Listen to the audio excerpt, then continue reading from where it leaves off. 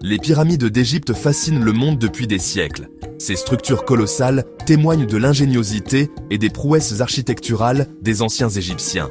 La manière dont ces peuples anciens, sans l'aide de la technologie moderne, ont construit des structures aussi monumentales est une source d'émerveillement et de spéculation sans fin. De nombreuses théories ont été proposées au fil des ans, allant du plausible à l'extravagant.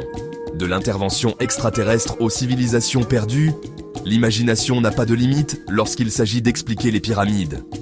Cependant, grâce à des recherches archéologiques minutieuses et à des analyses scientifiques, nous nous rapprochons de la compréhension des véritables secrets de ces merveilles antiques. Ces structures majestueuses ne sont pas que des amas de pierre, ce sont des capsules temporelles qui nous offrent un aperçu d'une époque révolue, nous racontant des histoires de pharaons, de divinités et du voyage vers l'au-delà. Les premières théories sur la construction des pyramides attribuaient souvent leur création à des esclaves travaillant sous le fouet. Cette idée, popularisée par les auteurs grecs classiques, a depuis été réfutée par des preuves archéologiques. La découverte de villages d'ouvriers près des pyramides, avec des boulangeries, des brasseries et des cimetières, dresse un tableau différent. Les ouvriers qui ont construit les pyramides n'étaient pas des esclaves, mais des travailleurs qualifiés, fiers de leur travail et bien traités.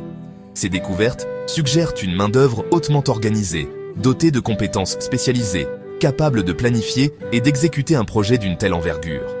La taille et la précision des pyramides ont conduit certains à spéculer sur l'utilisation d'une technologie avancée, perdue depuis longtemps.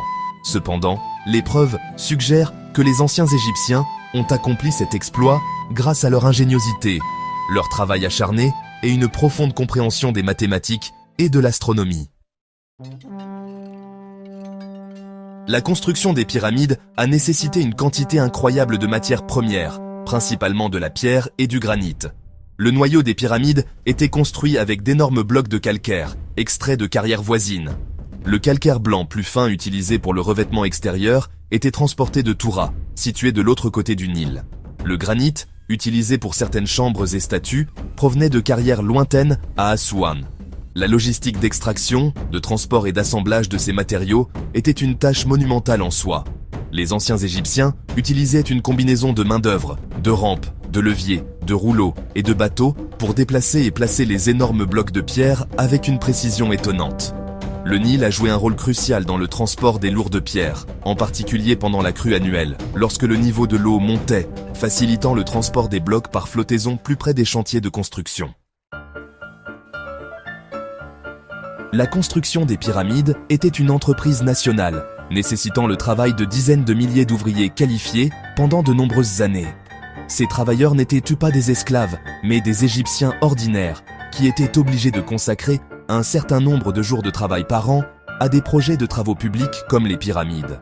Pendant la saison des crues, lorsque les travaux agricoles étaient interrompus, les agriculteurs et les ouvriers de toute l'Égypte convergeaient vers les chantiers de construction des pyramides. La main-d'œuvre était hautement organisée, divisée en équipes et supervisée par des scribes et des contremaîtres. Les artisans et les ouvriers qualifiés jouaient un rôle crucial dans la taille et la finition des pierres, la sculpture de reliefs complexes et la peinture des chambres intérieures.